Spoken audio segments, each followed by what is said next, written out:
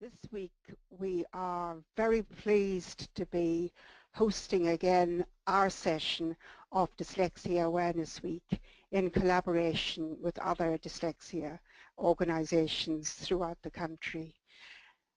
We are talking about several themes over the course of the week, a couple of which I would like to highlight now, and to give you a taster of what you can listen to on each day. It will of course all be available, you can watch it all in one go, but certain things will be coming up in a certain order. On day one, on the Monday, we're looking at why it is important to identify dyslexia so that the right kind of support can be put into place. Several other reasons why we would want to identify dyslexia.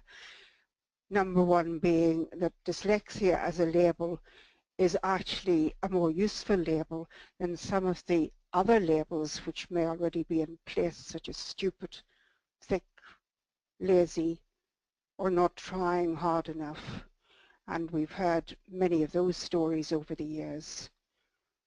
Dyslexia as a label can help the person, young or old, to understand a different way of learning and living. It can come along with a variety of strengths as well as difficulties, and these strengths are often very good indicators of what one's brain is designed for. A lot of ways in which you can step forward to that identification and full diagnosis if that is necessary. It's never too late. We look after adults in education and employment. We also offer training for people working in education and for people who are employers and HR personnel in employment. Details of all of these services you will find on our website. A theme further in the week is how does dyslexia affect people differently? And there are many reasons why this would be the case. Dyslexia can be mild, it can be severe. A child can be bright and only mildly dyslexic and may cope very well. If dyslexia is severe, then problems will be greater. If children are bright, they may actually get through a lot of schooling before their problems become apparent. Indeed, dyslexia is something that can be affected by your environment. If a classroom is dyslexia friendly, then this will be easier not just for those with dyslexia, but many others as well. In addition, symptoms can differ very much. We also see now a variety of co-occurring difficulties such as memory, maths and organization. The commonality to the symptoms of dyslexia tends to be in the region of spelling. Spelling is something that may never become perfect. Furthermore, we're learning more and more about neurodiversity. People with dyslexia may have one or more other specific learning difficulties, such as ADHD or dyspraxia. So we would expect all people with dyslexia to be different from each other.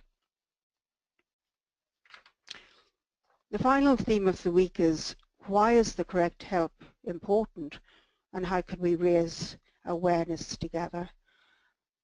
I think the overriding remark to be made in this theme is if you get incorrect help, it may be worse than having no help at all. Incorrect help can be detrimental in that if progress is not being made, it makes the learner compound that feeling of being stupid, getting all this extra help and still not making any progress. It is vitally important to give the correct help so a person can make progress and begin to achieve in a way not possible beforehand. We can raise awareness by talking about dyslexia and telling our stories, and more of those stories are widely and more widely available. So we want to hear these stories. Let's get together and learn from each other. We work to make a difference and help everyone to believe in what is possible for their individual goals and their individual terms. I wish you joy from the rest of Dyslexia Awareness Week. Please keep in touch with us because it's your stories to us that can help us widen that awareness, which still isn't wide enough in this country. Thank you very much.